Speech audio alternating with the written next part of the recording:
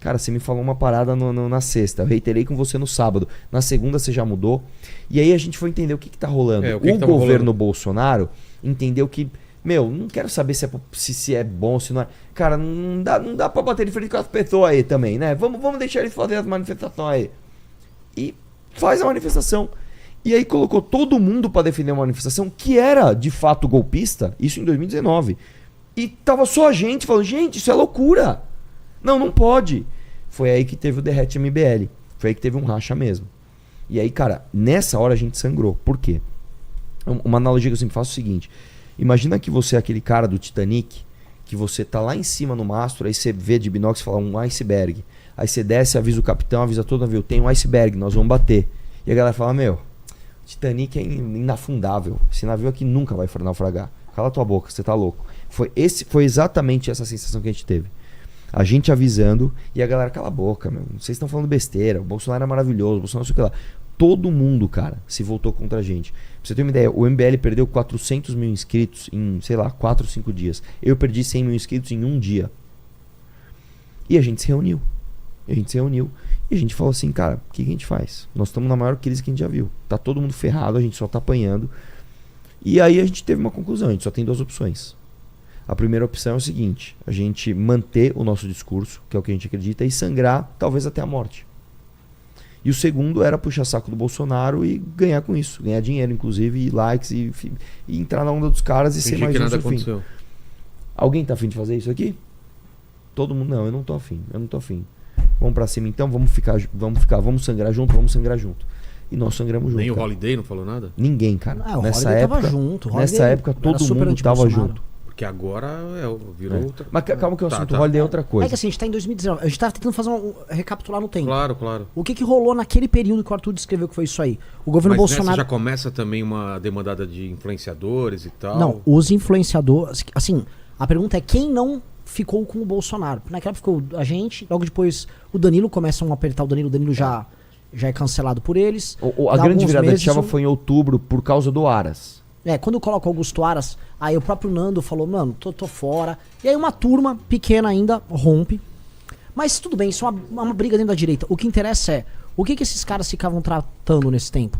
Ali o Bolsonaro quis fazer uma manifestação que assustasse o STF e a Câmara dos Deputados, pra mostrar, eu tenho o poder, eu tenho o povo na mão, eu tenho um caminhoneiro. Eu passo por cima de todo mundo se eu quiser. E enquanto isso ele tava, a gente conversava com gente dentro do governo.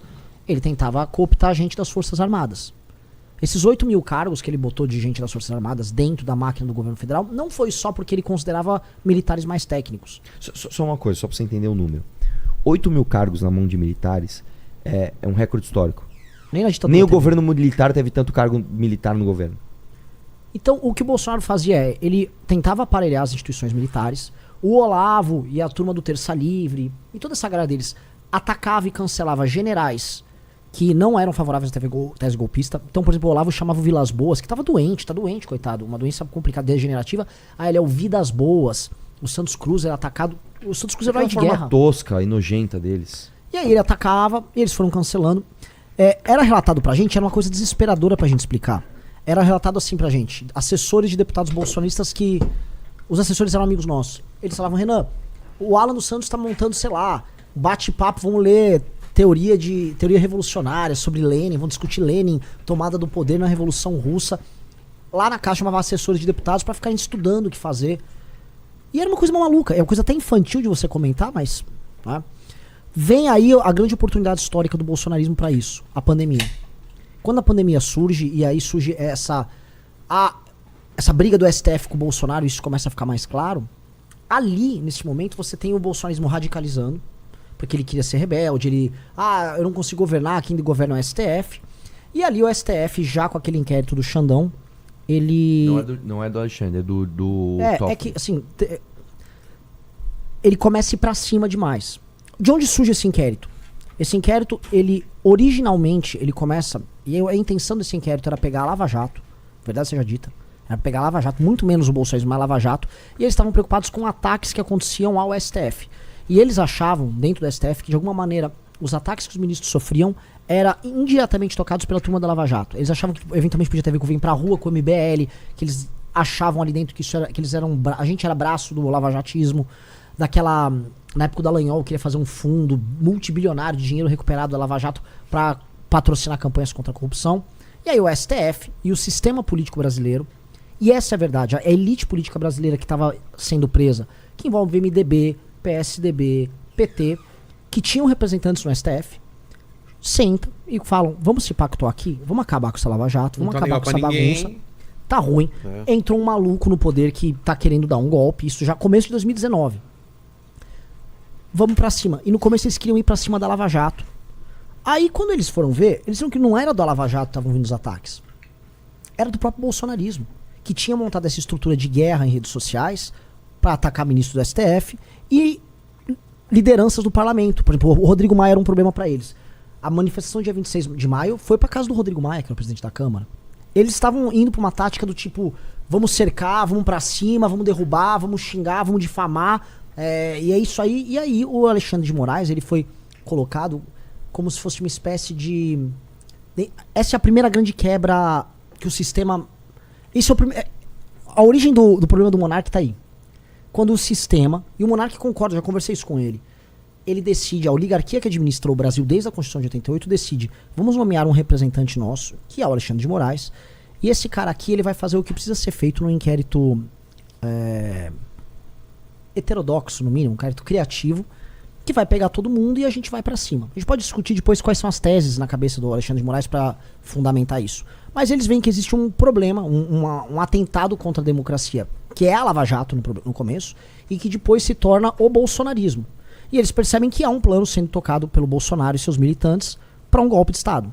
Que é uma coisa que nós percebemos também, e quem conhece essa história que a gente contou do Olavo, sabe que o olavismo e o Bolsonaro sempre quiseram um golpe de Estado. Sempre quiseram. Ainda mais quando o Bolsonaro vê que o filho dele está cercado. E ele precisa fazer um acordo com o STF, um acordo que permite que o Lula seja solto, um acordo que permite que o próprio Flávio também continue solto nisso aí, mas que outros grandes nomes que foram presos no Lava Jato fossem soltos. Esse problema virou, assim, a vida do governo Bolsonaro. O governo Bolsonaro nunca foi sobre o governo Bolsonaro, nunca foi sobre reforma, nunca foi sobre nada, foi sobre esse problema. E o Alexandre de Moraes era o outro lado. Então você tinha o Bolsonaro, que era uma expressão de poder, tentando assumir o poder dessas oligarquias, ele queria substituir essas oligarquias e fazer a oligarquia dele. E a oligarquia coloca o soldado dela, o representante dela, que é o Alexandre de Moraes, vai lá e enfrenta esse cara. E aí você tem uma guerra fria em que ambos cruzam as tais 4 linhas. E ambos estão cruzando as 4 linhas desde então. E aí é o famoso quem pode mais chora menos.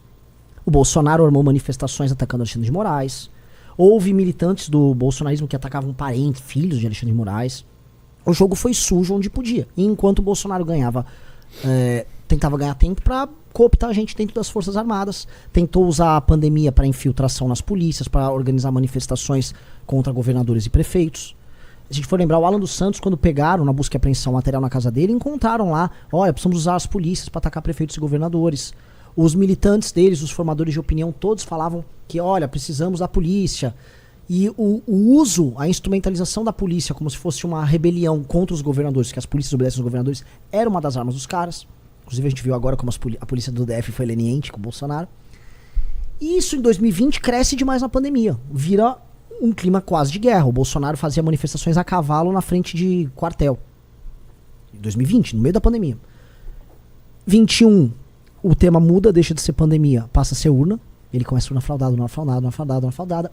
O Xandão vai pegando mais gente dele e ele convoca uma manifestação flagrantemente golpista, que foi 7 de setembro de 2021, a manifestação do Eu Autorizo. Se vocês pegarem, botarem no Google 6 de setembro, quebra-quebra, manifestação, vocês vão ver que os bolsonaristas com o Eduardo Bolsonaro participam de um quebra-quebra na frente do STF. O Eduardo Bolsonaro... A gente estava aqui.